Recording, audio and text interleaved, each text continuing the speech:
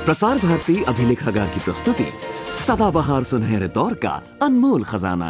आपने अपने लेखन में अस्थिरतावादी ताकतों की गंभीर आलोचना की है। संस्कृति और साहित्य के क्षेत्र में भी इनकी घुसपैठ हुई है। कृपया समझाइए कि इस क्षेत्र में रचनाशील साहित्यकार इनका कैसे मुकाबला कर सकते हैं।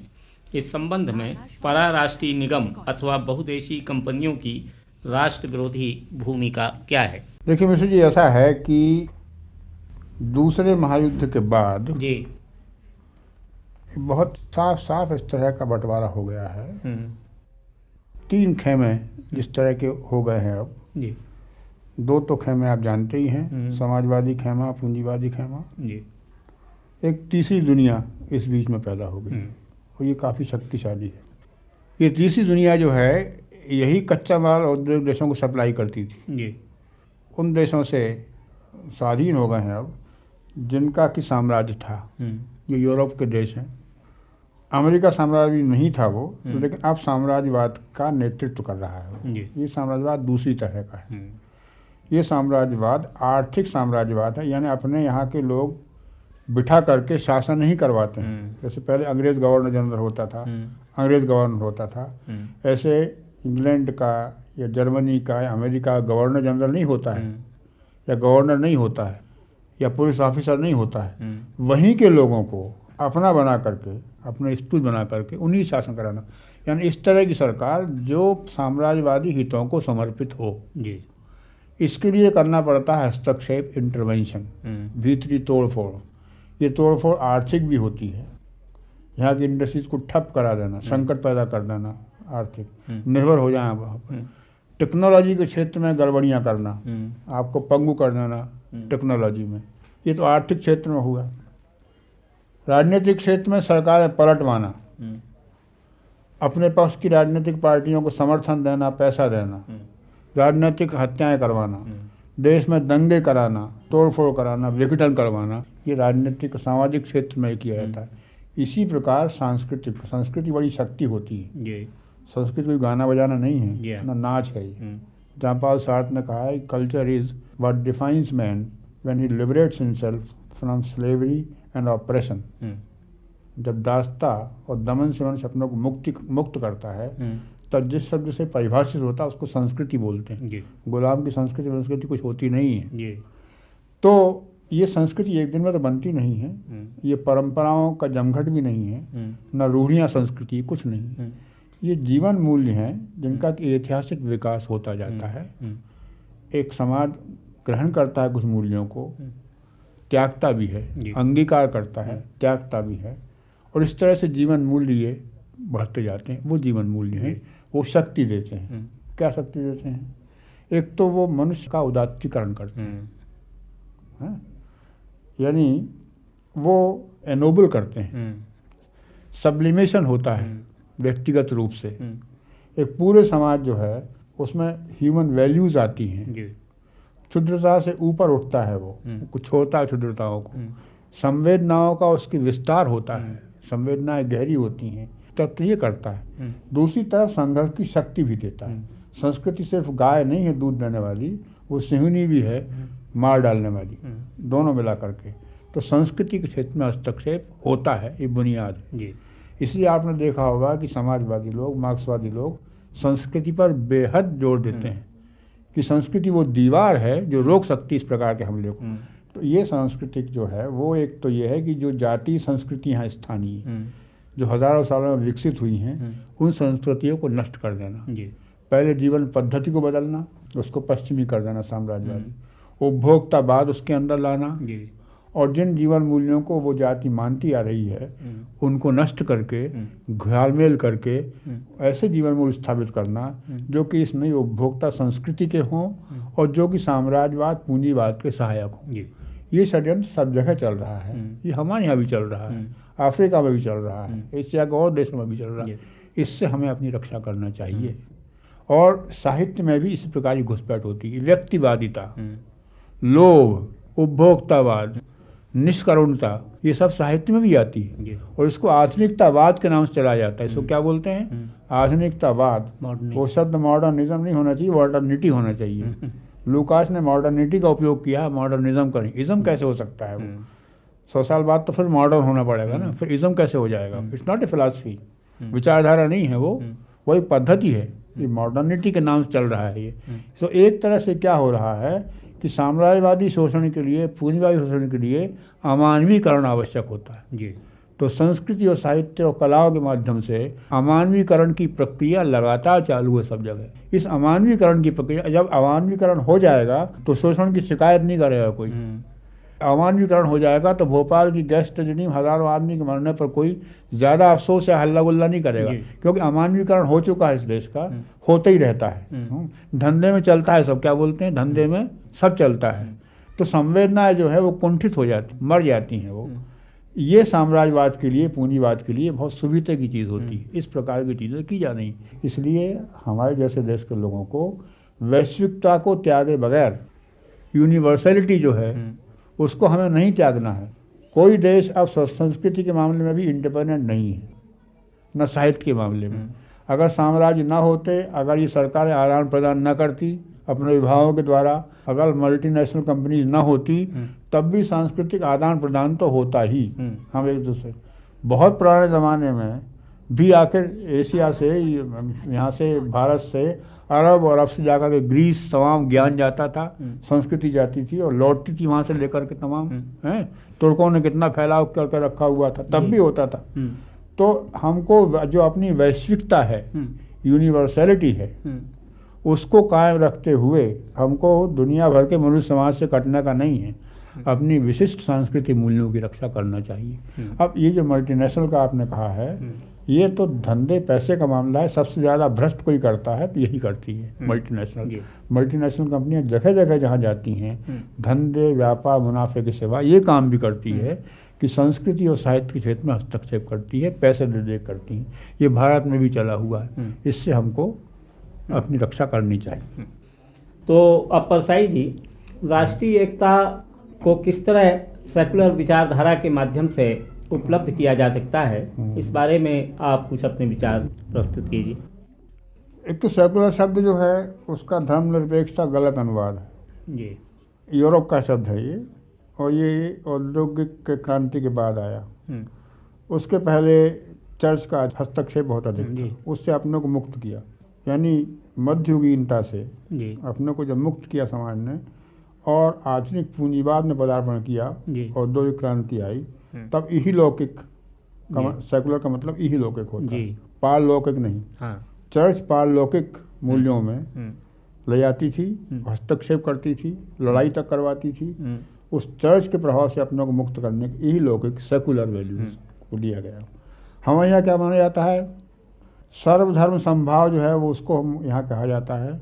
आपस में मत लड़ो रे भाई, हिंदू मुसलमान सब धर्म, इस्लाम भी अच्छा है, हिंदू धर्म भी अच्छा है, सिख धर्म भी अच्छा है, इसको धर्मनिरपेक्षता बोलते हैं। ये नहीं धर्मनिरपेक्षता है, झूठी है ये।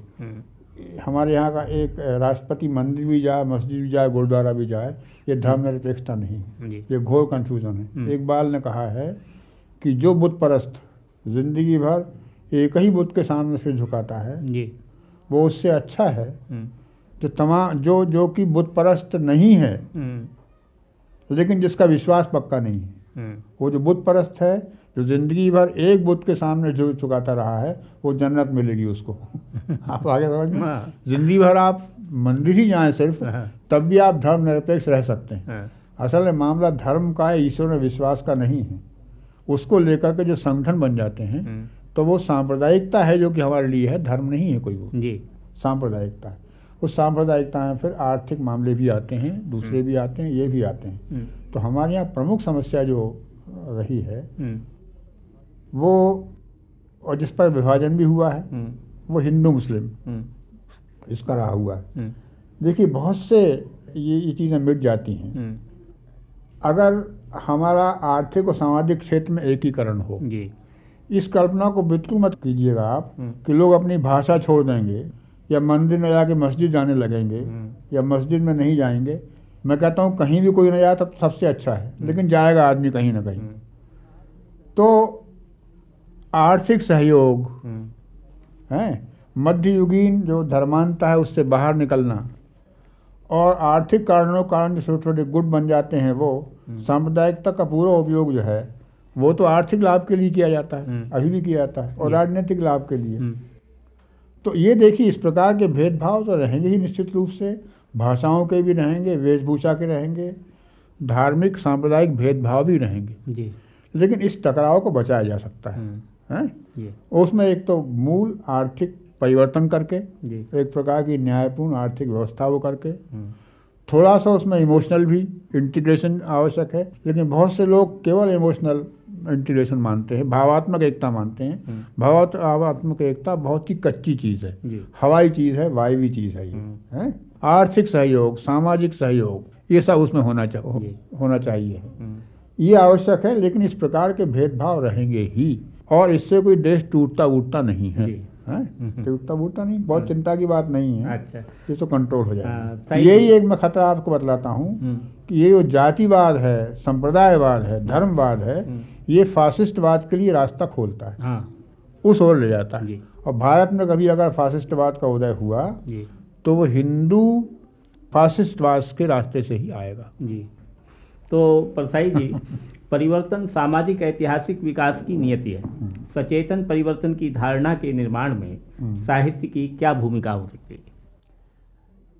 साहित्य की मेरा ख्याल है भूमिका ही कुल इतनी है कि वो वर्तमान जो जीवन है समकालीन, उसका परीक्षण करे, इतिहास से उसको जोड़े, ऐतिहासिक विकास की प्रक्रिया में, और ये बताए कि किसमें क्या क्या परिवर्तन आवश्यक है। यानी कि साहित्य का मूल उद्देश्य तो एक प्रकार से लोक शिक्षण ही है, लोक शिक्षण, चेतना देना, प्रेरणा देना, ये सब है। तो इस प्रकार से साहित्य एक तो जीवन का साक्षात्कार कराता है, जीवन की आलोचना करता है, उसको इतिहास से जोड़ता है, मनुष्य की आशाएं आकांक्षाएं जगाता है, सेल्फ क्रिटिसिज्म कराता है, और तमाम मुद्दों के बारे में लोक मानस को शिक्षित करता है। ये शिक्षक आवश्यक है। इसके बाद उसे परिवर्तनकामी बनाता है, जो विकास के लिए आवश्यक है। ये परिवर्तनकामी जब वो हो जाता है तो उसे परिवर्तन के लिए प्रेरणा प्रदान करता है। और इसके आगे जो एक्चुअल परिवर्तन का काम है, प्रगति का काम है, वो तो आंदोलनों से या सरकारों से होता है, वो दूसरी एजेंसियां उसके लिए। इसके आगे मेरा ख्याल है साहित्य जा भी नहीं सकता है। तो परसाई जी, 20वीं शताब्दी ज्ञान के विस्फोट की शताब्दी है। वैज्ञानिक दृष्टिकोण से स्थितियों का विश्लेषण किस तरह किया जा सकता है? साहित्य में वैज्ञानिक दृष्टिकोण की क्या भूमिका है? साहित्य में वैज्ञानिक दृष्टिकोण का मतलब कोई केमिस्ट्री या फिजिक्स इलेक्ट्रॉनिक्स से नहीं है। जो मानवीय संबंध हैं आपस में हमारे उसमें, और यही लौकिक और पारलौकिक संबंध भी जो हैं उनमें तर्कपूर्ण और वैज्ञानिक दृष्टि, ये दोनों आवश्यक हैं, ये दोनों दृष्टियाँ आवश्यक हैं। साहित्य के द्वारा अंधविश्वासों को भी जगाया जा सकता है। जैसे कि देवी के सामने जीभ काटकर चढ़ा दी उसने किसी ने, और घर गया तो उसने देखा कि वहाँ जो गड्ढा खोदा उसमें सोना निकल पड़ा। तो देवी के सामने जीभ काटकर चढ़ा देने से सोना प्राप्त हो जाता है। साहित्य अगर चाहे तो इस विश्वास को पूरी तरह पक्का कर सकता है, और तमाम जीवें कटने लगेंगी और ये सब काम होने लगेंगे। तो समाज को अगतिशील बनाने का काम और समाज को पीछे ले जाने का काम भी तथाकथित साहित्य कर सकता है। जब हम वैज्ञानिक दृष्टि इसकी बात करते हैं तो उसका अर्थ यह है कि चली आती हुई हमारी धारणाएं जो हैं जीवन के बारे में, विश्व के बारे में, और व्यवस्थाओं के बारे में, धार्मिक रूढ़ियों के बारे में, सामाजिक रूढ़ियों के बारे में, उनको हम तर्क से जांचें, उनको हम वैज्ञानिक कसौटी पर कसें। इसके बाद यदि वो सही उतरती हैं तो हम उन्हें अंगीकार करें, वरना उनको त्याग दें। साहित्य रचना में इस बात का ध्यान बहुत ही आवश्यक है, वरना क्या होगा कि अंधविश्वास, रूढ़ियाँ, गलत परंपराएं, इनको लेकर साहित्य चलता जाएगा। तो वैज्ञानिक दृष्टि लेखक का होने का मतलब ये है कि वो दृष्टि जो किसी बात को इसलिए न माने कि चली आ रही है, किसी बात को इसलिए न माने कि धार्मिक ग्रंथ में कहा गया है, किसी बात को इसलिए न माने कि वो एक रूढ़ी है, किसी बात को इसलिए न माने कि हजारों सालों की किंवदंती है वो, बल्कि उसका आज परीक्षण करे हैं, कार्य और कारण संबंध जोड़े, जी। तर्क करे, उसके बाद यदि सही निकलती है तो उसको माने, प्रचार करे उसका, वरना उसको छोड़ दे।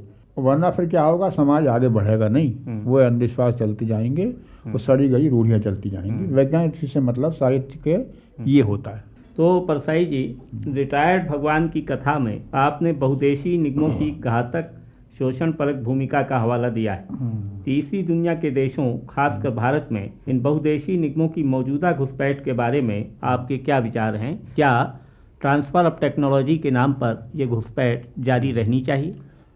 हाँ, देखिए, एक बात तो ज़रूरी ये है कि टेक्नोलॉजी आपको चाहिए ही। अगर आप टेक्नोलॉजी आपके पास नहीं है, आप विकसित नहीं कर पाए हैं, तो आपको टेक्नोलॉजी दूसरे देशों से लेना ही पड़ेगा जी। और उसके आधार पर आप टेक्नोलॉजी लीजिए। जिसको हाई टेक्नोलॉजी बोलते हैं, लेटेस्ट, वो हाई टेक्नोलॉजी आपको कोई देश नहीं देगा, उसको खुद डेवलप करना पड़ेगा जी। तो टेक्नोलॉजी लेना तो बहुत आवश्यक है, वरना आप अकेले पड़ जाएंगे, आपका विकास रुक जाएगा। क्योंकि दुनिया भर का विकास आपस में जुड़ा हुआ है, अलग से नहीं। जैसे भोपाल की गैस ट्रेजेडी को लेकर के लोग हल्ला गुल्ला कर रहे हैं, तो एक स्वर जो है बहुत ज़ोर से वो टेक्नोलॉजी के विरोध में जा रहा है जी, जो कि बिल्कुल ही गलत बात है। भोपाल में 2500-3000 आदमी मर गए गैस रिसन से, इस कारण हम लोग टेक्नोलॉजी के विरोधी नहीं हो सकते हैं। उस टेक्नोलॉजी को लेने में हमको सावधानी करना चाहिए। एक तो किससे ले रहे हैं, किन शर्तों पर ले रहे हैं, उसकी कितनी घुसपैठ है, ये सब लेकर के।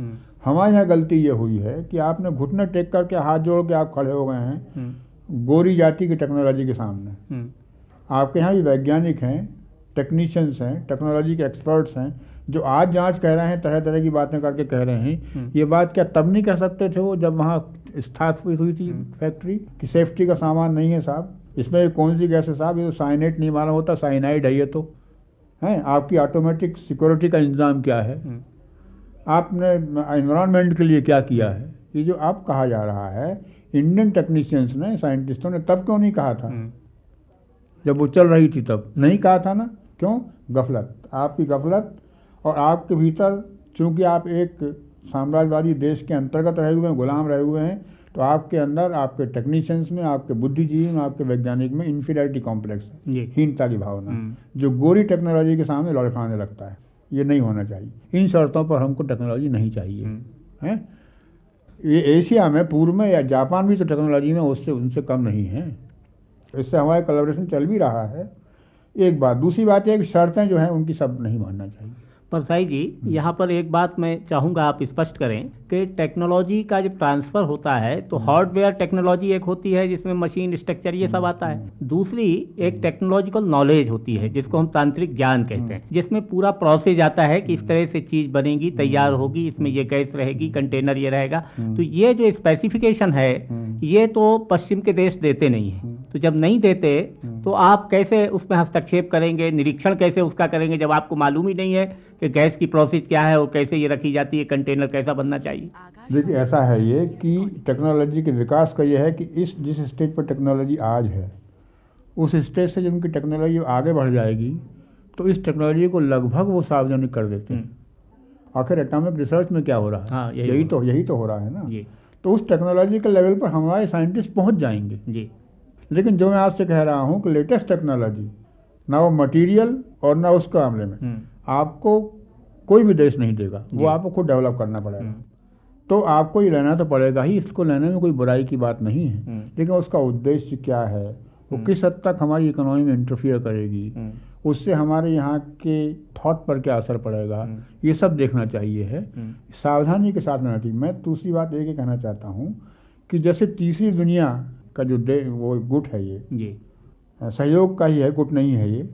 इसमें जैसे कि हम लोग बहुत असंतुष्ट थे पश्चिमी देशों की न्यूज़ एजेंसीज से, राइटर से असंतुष्ट थे, एसोसिएटेड प्रेस से असंतुष्ट थे, आमतौर पर मिस्टीव खबरें दिया करते थे, हमारे विरोध में दिया करते थे। तो इंदिरा गांधी के ज़माने में नॉन अलाइंड कंट्रीज़ का एक न्यूज़ पूल बना था जी, और हमारी नॉन अलाइंड कंट्रीज़ की एक न्यूज़ एजेंसी चल रही है जो कि समाचार देती है। हम एक टेक्नोलॉजिकल पूल भी बना सकते हैं जी, जिससे कि हमारे मित्र देश जिसमें सहायता कर सकते हैं, पश्चिम के देश भी कुछ मिल जाएंगे जो सहायता कर सकते हैं जी। तो कम से कम इस साम्राज्यवादी जो ये टेक्नोलॉजी है, इससे तो कम से कम पेड़ छूटेगा हमारा। आपस में सहयोग करके तमाम देशों के वैज्ञानिक कुछ स्वयं भी डेवलप कर सकेंगे, लेकिन टेक्नोलॉजी को हम छोड़ नहीं सकते हैं और ना उसको इम्पोर्ट विवेक पूर्वक कर सकते हैं, इतना हम कर सकते हैं। तो परसाई जी, एक बात जो खास तौर से पूछनी थी वो ये है कि आप लगातार 38 वर्षों से रचनाशील हैं। हिंदी के कौन से ऐसे साहित्यकार हैं सबसे अधिक, खासकर मुक्तिबोध के बारे में मैं ये जानना चाहूँगा कि उनने आपको कहाँ तक कैसे प्रभावित किया है और उनके संबंध में आपके क्या संस्मरण? देखिए, संस्मरण तो खैर बहुत लंबे चौड़े हैं मुक्तिबोध जी के बारे में, लेकिन सबसे निकट मेरे इन रचनाकारों में मुक्तिबोध रहे हैं, इसमें कोई शक नहीं। और मैं तो ये कहूँगा कि मुक्तिबोध से मुझे बहुत लाभ हुआ। मेरी दृष्टि जो बनी है जी, उस दृष्टि के बनने में मुक्तिबोध का बहुत योगदान था। एक तरह से वो लेखकों के टीचर सरीखे थे मुक्तिबोध जी। वो बहुत विकट अद्भुत आदमी थे, डिवोटेड ही नहीं, वो डेडिकेटेड तरह के लोग थे। तीव्र सामाजिक चेतना, तीव्र वैचारिक चेतना उनके अंदर थी और रचना का आवेग उनके अंदर उन्हें इतना अधिक था, उसी में उनका स्वास्थ्य भी वो हो गया और दुनियादारी के बहुत से मामले उनसे छूट गए। और उनका मेरा साथ जो है, मेरा पहला परिचय उनसे शायद 1953 में हुआ था। उसका हम लोगों ने वसुधा पत्रिका निकाली जी। तो लेकिन वो तेज नज़र के बहुत थे जी। ऐसा कहा जाता है कि मुक्तिबोध बहुत सीधे थे अपने जीवन में सीधे थे, लेकिन विचारक मामले में बहुत काई आदमी थे वो, विकट, एकदम छल को पकड़ लेते थे विचार के। दुनियादारी के छल में तो वो फंस जाते थे, लेकिन विचार के छल में वो कभी नहीं फंसते थे। उन्होंने मुझे देखा, पढ़ा हो, उसके बाद उनको स्वयं लगा कि इस आदमी से परिचय होना चाहिए है। कुछ संभावनाएं मुझ में दिखी होंगी जो उन्होंने लिख करके ही व्यक्त की थी। तो मेरा उनका साथ हुआ, नागपुर जाता था, वहाँ मिलते थे वो, जबलपुर भी आते थे वो। फिर जब वसुधा पत्रिका हमने निकाली तब उनसे बहुत निकट सहयोग हुआ। बहुत सालों को सहयोग मेरा साथ उनका नहीं रहा, लेकिन उस बीच में ही मैंने उनसे बहुत कुछ सीखा। देखिए, वो बहुत तीव्रता के साथ उन सब चीज़ों को फील करते थे, इतनी तकलीफ के साथ, जिन चीज़ों को आमतौर पर लोग बात करके संतुष्ट हो जाते हैं। तो उनका पूरा का पूरा साहित्य, पूरा का पूरा लेखन जो है वो भयानक तकलीफ में से निकला हुआ लेखन है। और विचारधारा के बहुत पक्के थे, मार्क्सवादी थे वो निश्चित रूप से, कम्युनिस्ट पार्टी के मेंबर भी कई साल रहे थे वो। लेकिन पूरा का पूरा मेकअप जो उनका है वो क्लासिकल थे। वो कहते भी थे कि हमें नियो क्लासिक्स की जरूरत है। क्या बात, जरूरत है। इसके साथ साथ ये बात भी उनके अंदर थी। तो उनके साथ से मुझे बहुत लाभ हुआ। सीधे आदमी थे, विश्वास सबका करते थे। प्रत्येक मनु के पुत्र पर विश्वास करना चाहता हूँ किसी ने कहा, लेकिन करते वो थे। इससे संकट भी उनके ऊपर बहुत से आए। भावुक भी थे, बड़े आत्मीयता के संबंध कुछ लोगों से बनाते थे, बहुत कम संबंध थे इस तरह के उनके। और सच्चे आदमी थे और बहुत खोया उन्होंने, बहुत त्याग उनका हुआ है, बहुत समय उनसे चीना भी गया था।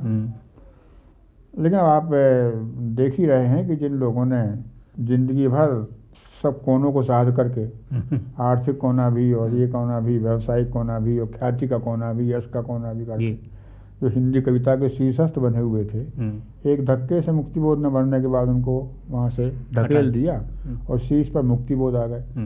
अब परंपरा हिंदी में आगे ही कोई नहीं है, मुक्तिबोध की है हिंदी कविता में, जिन्होंने कि अपने लिए कुछ नहीं किया। तो इनके साथ से मुझे बहुत ज़्यादा वो हुआ।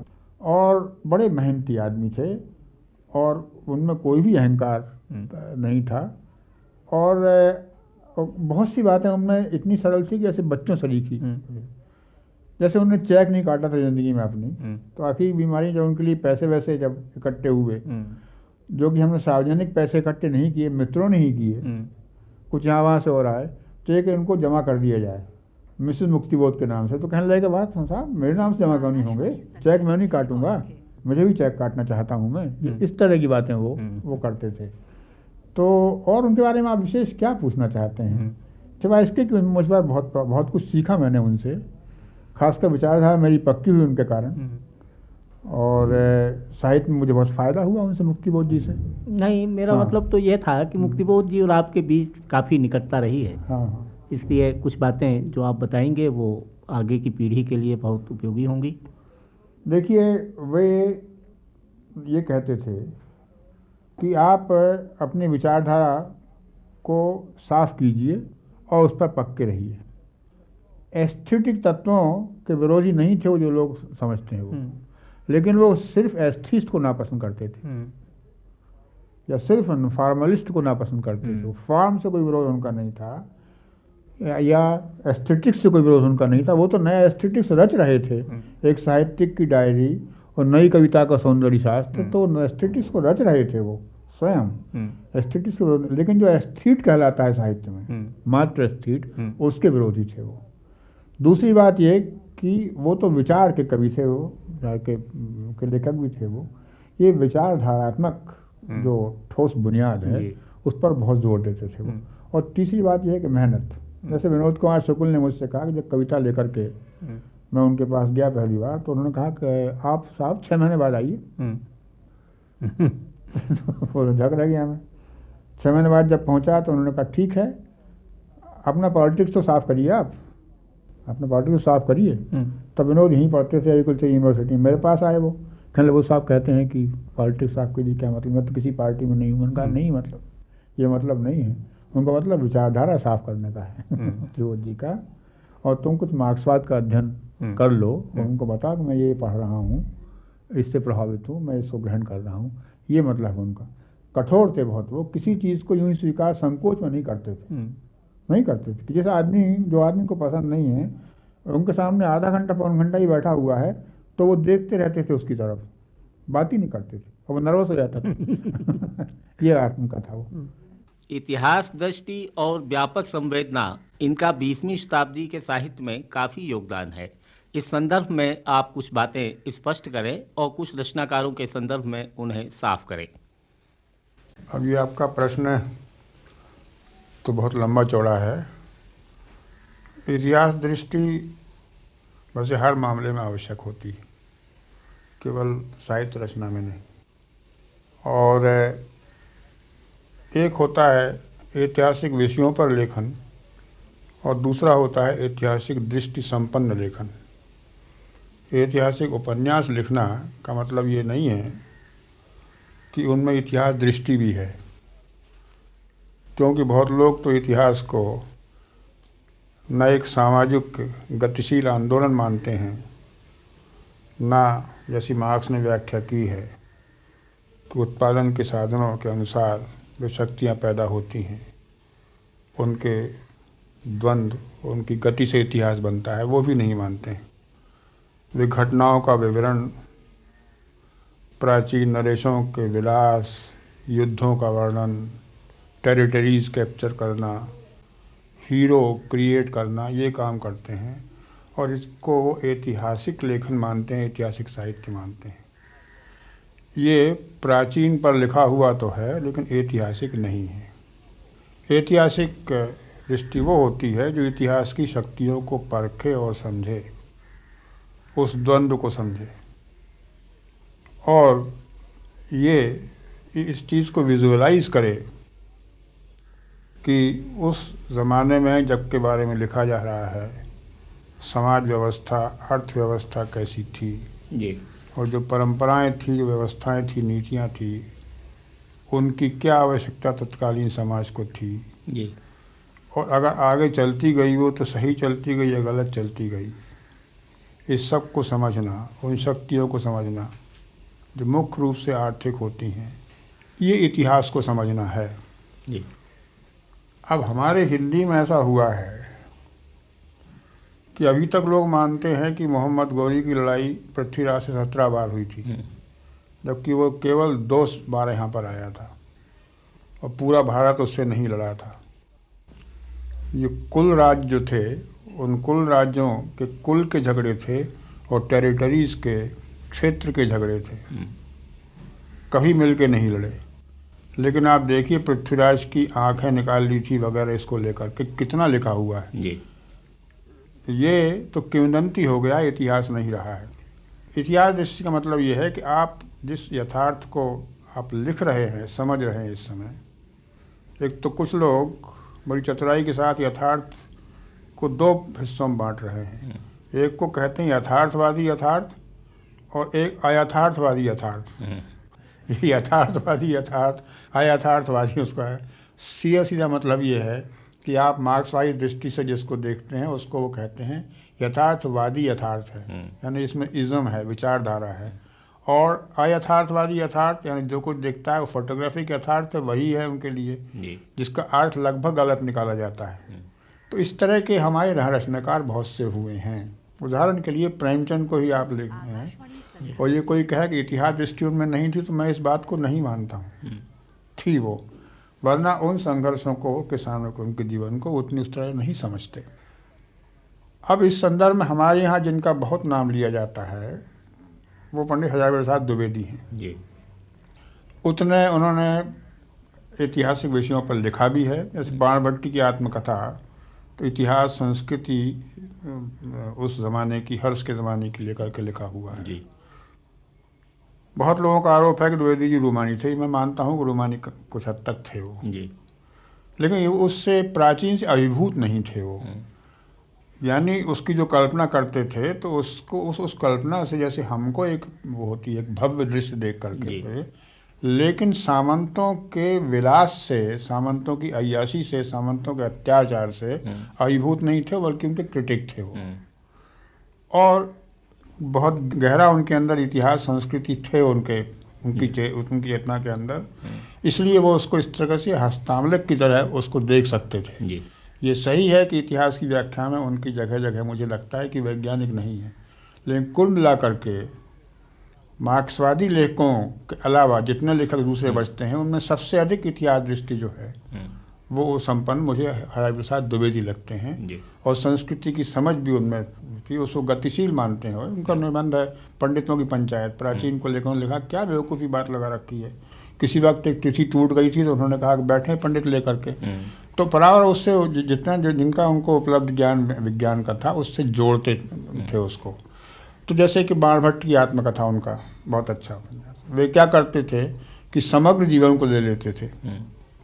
जैसे चाऊ चंद्रलेख में उन्होंने जो विशेष करके मध्य उनकी जो धर्म साधना थी उसका अध्ययन उनको विशेष रूप से था, इस सिद्धों संतों का, कापालिकों का, इन सब का, तो वो उनमें बात थी। और बहुत लालित उनमें था। वे चाहे ये विवादास्पद हो कि साहित्य की इतिहास की समझ उनकी सही थी कि गलत थी, या रामचंद्र शुक्ल से उनके जो मतभेद थे वो कहाँ तक सही हैं, लेकिन केवल ललित साहित्य उनका यदि आप देखें, निबंध देखें और ये उपन्यास देखें, बाणभट्टी की आत्मकथा, चाऊ चंद्रलेख, बल्कि आप देखिए कि ये जो उनका अंतिम उपन्यास जो कि सीरीज़ लिख रहे थे वो सीरीज़ में वो कथा है रामदास का पोथा में, पहला रैक व्याख्यान है। ऋक जो है वैदिक ऋषि थे, ऋग्वेद, उनका लड़का रैक था, उसकी है वो।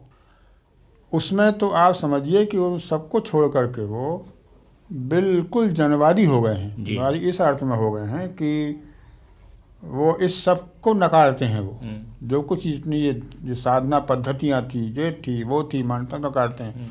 वो रैक को ऋषि पत्नी ले जाती है घुमाने गाँव में, अकाल पड़ा हुआ है, वो दिखाने के लिए। तो वहाँ एक आदमी मिलता है, उसको सब लोग मामा बोलते हैं, मामा। बच्चे मजाक करते हैं उसका, मामा क्या लाए, कितनी रीछ मारे आज।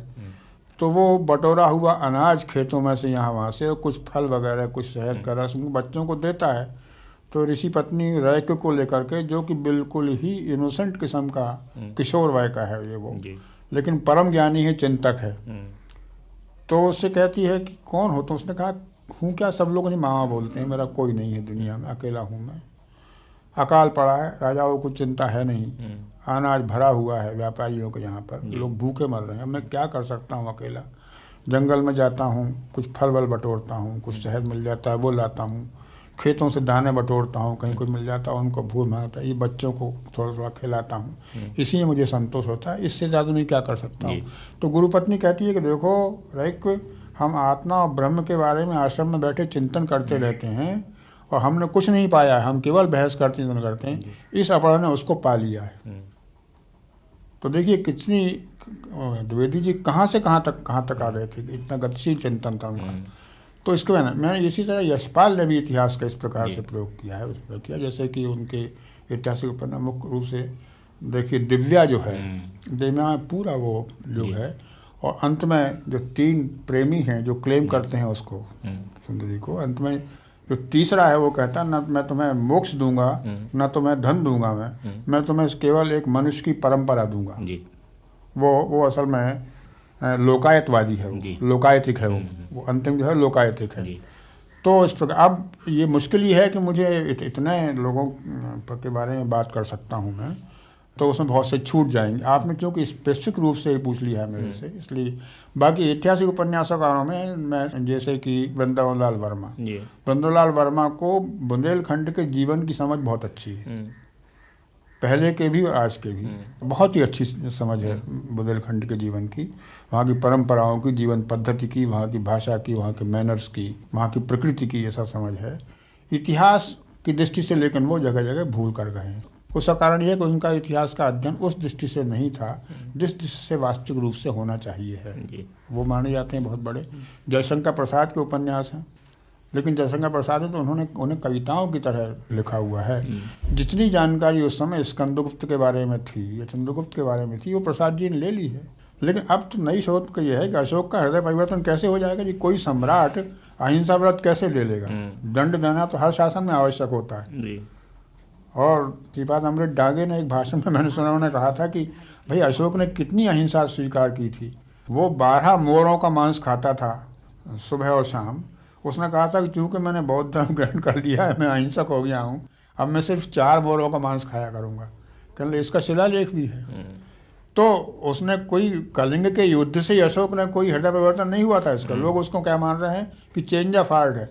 अरे पूरे भारत में और दक्षिण में भी एक लोकतांत्रिक आंदोलन चल रहा था, जनपद बने हुए थे, गणतंत्रों का उदय हो रहा था। इसमें ऐसे निरंकुश एक राजा अशोक की खपत नहीं हो सकती थी, डर गया था वो, और नीति के हिसाब से लेकर के उसने ये सब किया हुआ था। तो ये नए नए तथ्य जो आ रहे हैं अब आ रहे हैं लेकर के, जो रिसर्चेस हो रही हैं। तो इसलिए अब उस पर निर्भर करना, उस समय जो लिख दिया गया 50-100 साल पहले, जबकि इस प्रकार की शोध नहीं थी, तब तो इतिहास कौन का पढ़ते थे? विंसेंट स्मिथ का, मिलर का, जो साम्राज्यवादियों का इतिहास था, सब गलत सलत था वो, इसमें कोई शक नहीं। अब शोध हो रही है, उस शोध से मालूम होता है। तो ये तो एक अनंत विषय है, मेरा ख्याल है इसको आप यहीं समाप्त कर दीजिए। दूसरी बात पूछिए। तो परसाई जी, चूंकि अब नाम निकल आया है और यशपाल का नाम का उल्लेख आपने किया है, तो सामाजिक उपन्यासों की एक विशिष्ट परंपरा जो प्रेमचंद से शुरू हुई थी, उस संदर्भ में थोड़ा यशपाल और नागर की भूमिका के बारे में। देखिए, 2 बातें हैं। जो आस्थाएं नागर जी की हैं वो यशपाल जी की नहीं। सही बात ये, नागर जी बहुत कुछ तो नहीं, लेकिन कुछ अंशों में उनके अंदर जो मध्ययुगीन नैतिकतावाद और हृदय परिवर्तन वगैरह ये सब है, वो उनके अंदर है। और वे उनका विश्वास भी धर्म में और ईश्वर में है, उनको ही वे छोड़ नहीं पाते। यशपाल में ये बात नहीं है जी। वो ठेठ वैज्ञानिक हैं, इसमें कोई शक नहीं है। हालांकि उनकी भी आलोचना मार्क्सवादियों की तरफ से ही हुई है, इसमें कोई शक नहीं है। और उन पर आरोप ये था कि ये शिष्णोदरवादी हैं ये यशपाल जी। क्योंकि मुझे समझ में नहीं आता कि जो लोग जेल में रहते हैं 15-15, 20-20 साल, वो लौट करके सेक्स पर किताबें क्यों लिखते हैं। जैसे मनमथनाथ गुप्त काकोरी के षड्यंत्र में जेल गए हुए थे, लौट के उन्होंने काम विज्ञान की पुस्तक लिखी, जैसे यशपाल ने भी लिखी। मेरा ख्याल है कि लोनलीनेस के मारा होता होगा क्रांतिकारियों का ये। बहरहाल बात यह है कि यशपाल की बात आपने उठाई है, तो यशपाल का ऐसा है कि वो विचार के लिए अक्सर सामाजिक के अनुभवों का उपयोग करके एक घटनाक्रम बना लिया करते थे। मुख्य उनके लिए बात विचार होती थी। ये उन्होंने कहा भी है, स्वयं भी कहा यशपाल ने, कि मैं तो विचार के लिए कहानी लिखता हूँ, विचार के लिए उपन्यास लिखता हूँ। तो उसमें मुझे वो पसंद नहीं है। मनुष्य के रूप में तो ऐसा है कि एक कैलेडोस्कोप है वो, एक सोसाइटी का, उसको छोड़ दीजिए।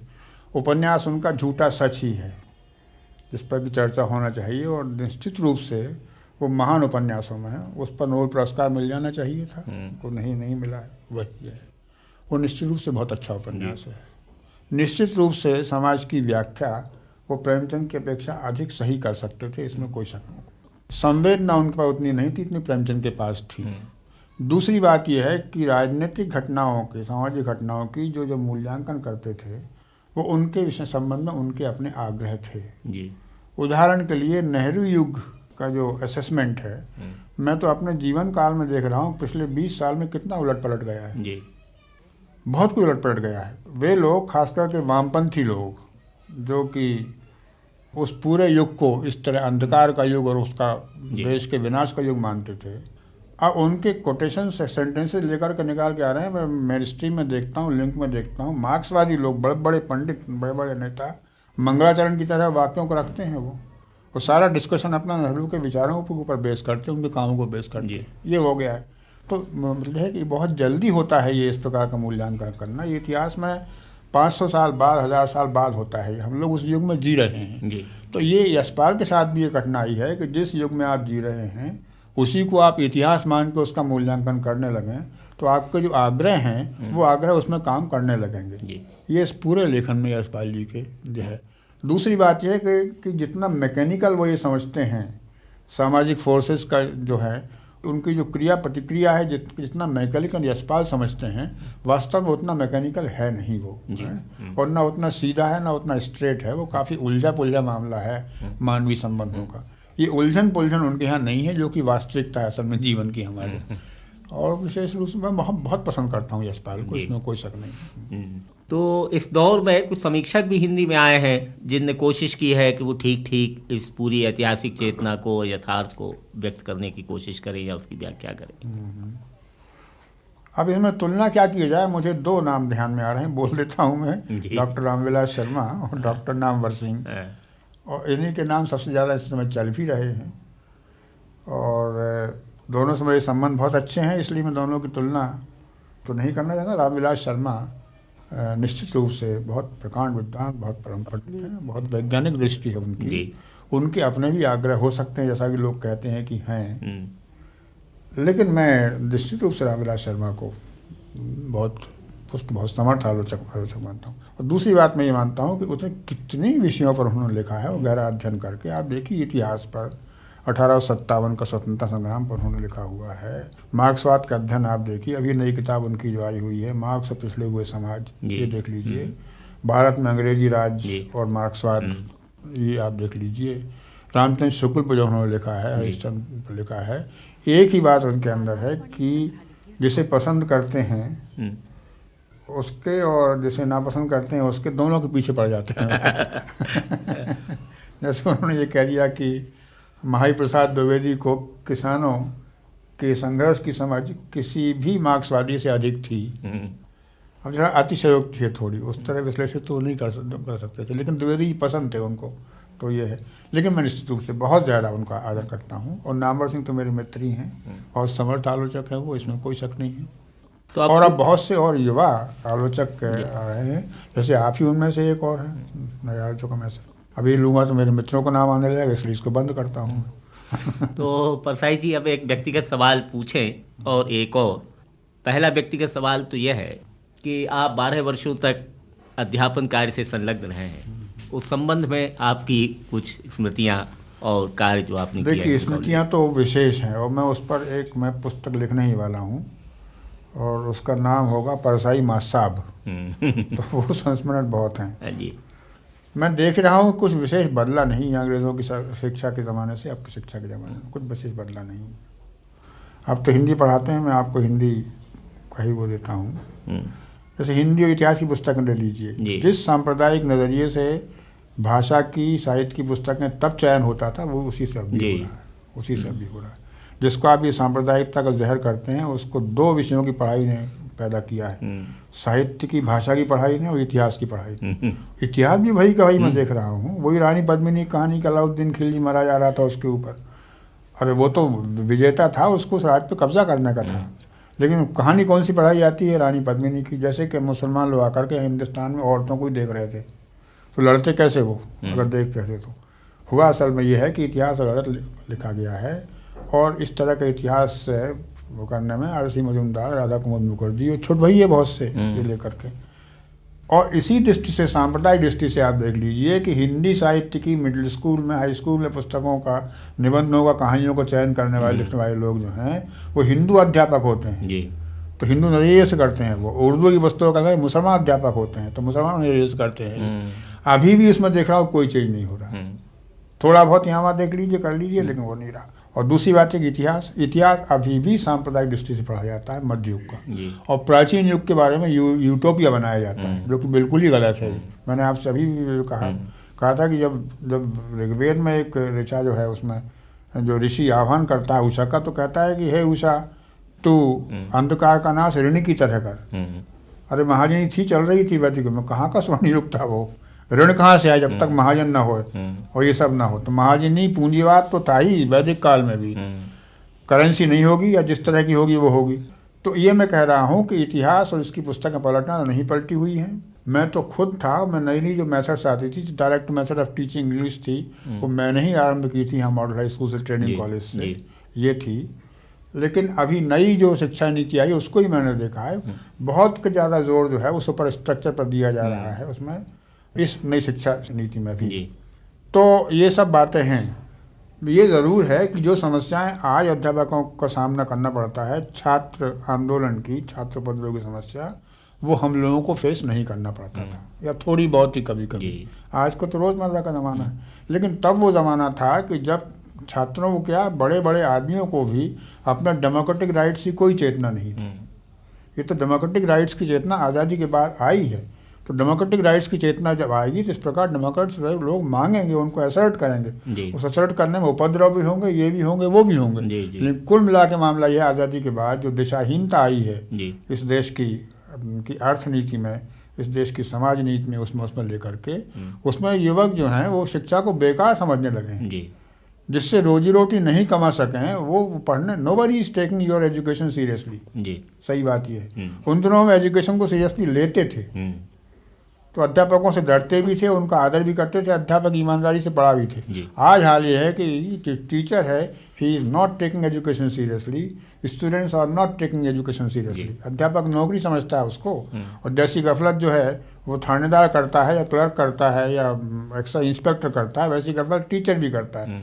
जितनी गुंजाइश टीचर को भ्रष्टाचार करने की है उतना कर लेता है। एजुकेशन भ्रष्टाचार की गुंजाइश कम है तो कम करता है, कम बदनाम होता है। पुलिस में एक्साइज में ज़्यादा है, ज़्यादा करता है, ज़्यादा बदनाम होता है। स्टूडेंट्स के सामने यह है कि आगे ब्लैंक है, अनएम्प्लॉयमेंट इतना ज़्यादा है, धंधे बंदे मिलते नहीं हैं, नौकरी मिलती नहीं, क्या करेंगे।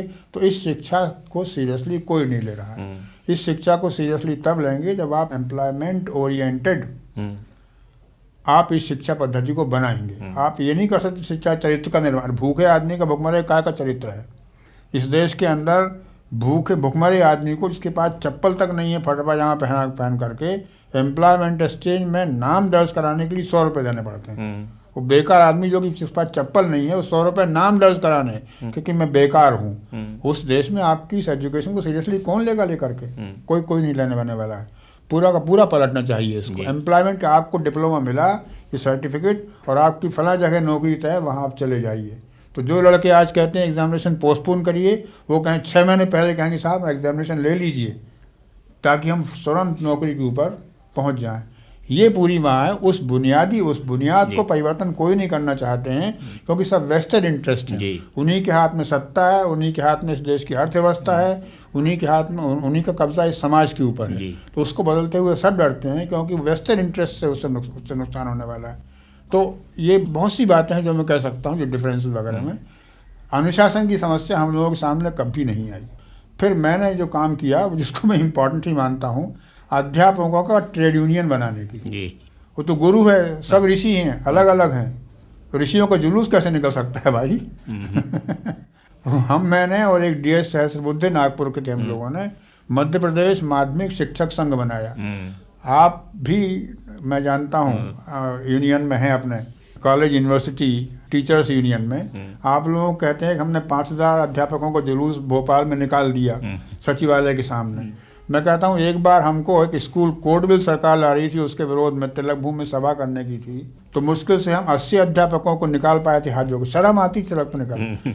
80 को लेकर निकले आम सड़क से तिलक भूमि आने के लिए। रास्ते में जो गली मिलती उसी में 2 एक अध्यापक पेशाब करने बैठ जाते। जी। जब पहुँचे हैं तिलक भूमि तो 80 में से 30 बचे हुए थे और सब झेप रहे थे कि लड़के ना देख लें कहीं कि हम जुलूस निकाल रहे हैं। पर हमने लगातार करके मैं तो अध्यक्ष भी रहा जबलपुर तक का, मैं सेक्रेटरी था मध्य प्रदेश माध्यमिक शिक्षक संघ का, और यहीं जिन स्कूलों में मैंने नौकरी की है उन 2 प्राइवेट स्कूलों में मैंने हड़ताल कराई थी और उसके कारण मुझे वहाँ से नौकरी छोड़ना ही पड़ी, यानी मैं निकाला गया। लेकिन एक संगठित इस प्रकार से अध्यापक को कर दिया जो कि निरीह मानते थे जिसको, ये तो त्याग करने वाला है, गऊ है, इसको गाली दे दो, पीट दो, मार दो, बेचारा तो है ही। इस बेचारगी को हमने ख़त्म करने के लिए पूरी कोशिश की और निश्चित रूप से आंदोलन बहुत शक्तिशाली उन दिनों में नहीं था, लेकिन तब भी हम इस लायक तो हो गए थे कि अपनी बात हम मनवा लेते थे। जैसे कि एक मोटे से ताजी अध्यापक से मैंने कुल 12 घंटे का अनशन करा के उसको मौसमी का रस पिला दिया और वो बार बार उसको निकाल दिया करते थे। मार्च के बाद निकाल दिया और जुलाई में फिर ले लिया, 3 महीने की तनख्वाह खा जाते थे। मैंने कहा तू बैठ जा यहाँ स्टाफ रूम में, मोटा ताज़ा है, खावा के आया? हाँ खा के आया हूँ। मैंने कहा कुछ घंटों का मामला है और मैंने मैनेजमेंट से कहा कि देखिए ये क्या है करते हैं, वो कहने लगे ये है वो। हमने कहा कुछ नहीं, रात को 12 बजे तक मैं समझौता कराने का रोल प्ले करूँगा, रात को 12 बजे के बाद जो ही तारीख पलटी कि मैं इसकी तरफ हो जाऊँगा और कल मैं सारे स्कूलों में हड़ताल का मैं कॉल दे दूँगा, तब आप लोग संभाल लीजिएगा। साहब रात को 11 बजे उन लोगों ने मीटिंग गवर्न बॉडी की और उसको बहाल कर दिया नौकरी। अभी है वो अध्यापक हाँ उसको देखेंगे। इस तरह हम लोग करते थे, उसमें रिस्क भी थी।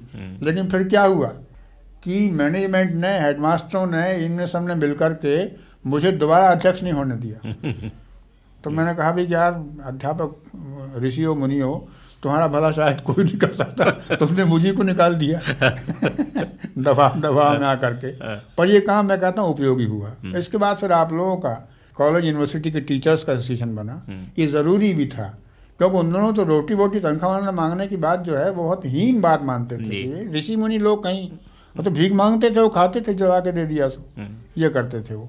तो ये काम मैंने किया, ये पूरी मनोयोग से किया। उसके कारण मेरी 3 नौकरियां छूटी प्राइवेट स्कूलों से, लेकिन किया। बाद में मैंने खुद ने छोड़ दिया उसको। मेरा ख्याल है कि हाँ ये इतना काफ़ी है उस समय के बारे में। हाँ, अब मैं एक आपके लेखन के संदर्भ में सवाल पूछ रहा हूँ। आपने समवर्ती यथार्थ को अपनी रचनाओं का विषय बनाया है, बल्कि उसे ये कहें कि मूल वस्तु के रूप में उसे प्रस्तुत किया है। लोगों का कहना आमतौर पर यह होता है कि जो समवर्ती यथार्थ है वो शाश्वत नहीं है और साहित्य शाश्वत होता है। तो जरा इस बात को आप स्पष्ट करें कि किस तरह से समवर्ती यथार्थ एक शाश्वत क्रम में ऐतिहासिक यथार्थ के रूप में परिणत होता है। देखिए बात यह है कि शाश्वत क्या है ये हम तय नहीं कर सकते जी। अगर मैं ये कहूँ कि मैं शाश्वत ही लिखूँगा आगामी 2 महीनों तक तो मुझसे बड़ा मूर्ख कोई और है नहीं। और जो लोग इस तरह अमर साहित्य का तय करके लिखने बैठे हैं उनमें से कई को आप तुरंत मरते हुए देख चुके हैं। एक तो आपके नगर के ही थे जी, 150 पुस्तकों के रचयिता, वे सब कुछ शाश्वत लिखते थे। 15 साल में मृत्यु को प्राप्त हो गए वो। देखिए बात यह है कि शेक्सपियर को आप क्यों उसकी नई नई व्याख्या करते जाते हैं और खेलते जाते हैं। उसके नाटक खेलने में स्टेज पर नए नए एक्सपेरिमेंट हो रहे हैं, नई नई व्याख्या हो रहे हैं, ऐसे क्या हो रहा है। पूरा कारोबार तो सामंती था ना उसका जी, ग्लोरीफाई उसने किया। तो वो कौन तत्व थे और बर्नार्ड शॉ में वो तत्व एब्सेंट हैं जी। इस कारण से बर्नार्ड शॉ को मरे हुए कितने साल, 1951 बर्नार्ड शॉ मरा था, जो अपने को शेक्सपियर से बड़ा कहता था कि शेक्सपियर में 6 सेंस तो है ही नहीं है। उसके एक ही तो हीरो है फाल्स्टाफ नाम का, बाकी सब मिनियंस हैं, इंपॉर्टेंट लोग हैं वगैरह वगैरह। उन बर्नार्ड शॉ पर थोड़ी बहुत कहीं की रिसर्च हो जाती है, थोड़ा उस उनका कोर्स में है, बाकी स्टेज पर बर्नार्ड शॉ नहीं है जी। बर्नार्ड शॉ पर कोई वो नहीं हो रही है। बर्नार्ड शॉ नहीं, बर्नार्ड शॉ लगभग नाटककार नहीं। क्या कारण है कि जिस बर्नार्ड शॉ ने आतंक मचा रखा था अपने जीवन काल में, आधी शताब्दी जिसने राज किया दुनिया के इंटेलेक्ट के ऊपर, जो शेक्सपियर को मूर्ख मानता था, परम विद्वान आदमी था, डेफिनेटली शेक्सपियर से ज़्यादा विद्वान था, को पढ़ा लिखा था, सब जानता था वो। तो कौन तत्व थे जो शेक्सपियर में हैं जो बर्नार्ड शॉ में नहीं थे, जिसने शेक्सपियर को जिंदा रखा। आज जो हैं वो 500 साल होते हैं और शेक्सपियर के बारे में नई नई बातें सोची जा रही हैं। एक फिल्म सोवियत यूनियन बनाता है शेक्सपियर के नाटक, किसी नाटक के ऊपर, जूलियस सीजर को लेकर के। जूलियस सीजर फिर हॉलीवुड में बनती है, फिर एक फिल्म की सोशलिस्ट कंट्री में बनती है। ये कंपटीशन काहे को मचा हुआ है शेक्सपियर के बारे में, जबकि बर्नार्ड शॉ यथार्थवादी था और क्रांतिकारी भी लोग मानते थे। उस पर क्यों नहीं इस तरह से होता है? तो ये वो तत्व होते हैं उसके अंदर जो जी। कि जीवन मूल जीवन तत्व होते हैं, जो कि लगभग स्थायी होते हैं, हर उसमें होते हैं, वो उस रचना के अंदर आना चाहिए। और उसकी जो बाकी पूरी बनावट है जो है वो जी। है उसमें, वो तो समकालीन होगा ही, अपने युग का होगा हाँ, ही। रिप्रेजेंटेटिव ये आप तुलसीदास में देख लेंगे, आप महाभारत में ये देख लीजिएगा, महाभारत में तत्कालीनता कितनी अधिक है, लेकिन क्यों महाभारत जिंदा है, क्यों अभी भी क्लासिक माना जाता है, रामचरितमानस क्लासिक क्यों माने जाते हैं, और कालिदास की राइटिंग जो है वो क्लासिक क्यों मानी जाती है, ये वो तो क्या होता है कि वो तो एक बिंदु होता है, तात्कालिक घटना जो मैं लेता हूँ या वो लेता हूँ, वो तो एक बिंदु, एक वो होता है, एक बहाना होता जी, है। जी। उसको लेकर के जब मैं सोचता हूँ तो मैं कितनी गहराई से सोचता हूँ और कितनी मूलभूत समस्याओं पर सोचता हूँ, जी। और कितना मेरा डीप ह्यूमन कंसर्न है, मनुष्य की इमोशन से, सेंटिमेंट से, उसके फीलिंग से, कितना कितना समझाऊँ उसको मैं, वो जब उसके अंदर आएगा तो वो घटना तो गौण हो जाएगी। जी। हैं, कोई ताड़का को नहीं मार रहा है अभी कोई, लेकिन ताड़कावध जो है वो प्रासंगिक अभी भी है। जी। हैं, अभी किसी आदमी के 10 सिर नहीं है, रावण तरीका आदमी होता, हम जानते हैं वो नहीं था वैसा, तथापि वो जो संघर्ष है उसके कई मुद्दे जो हैं अभी भी, तो तात्कालिकता इस प्रकार से आती है, वही सर्वकालीनता आती है, और वही आप समझिए कि वही साहित्य को जीवित रखती है। इसमें कोई निश्चित नहीं है कौन कब तक जीवित रहेगा, कब तक नहीं रहेगा। जी। तो परसाई जी, यह चर्चा लगभग 3 घंटे चली और आपने पूरा सहयोग दिया। मैं आपके प्रति अपनी कृतज्ञता ज्ञापित करता हूं और आपको बहुत बहुत धन्यवाद देता हूं। मैं आपको आपके धैर्य के लिए बधाई देता हूँ।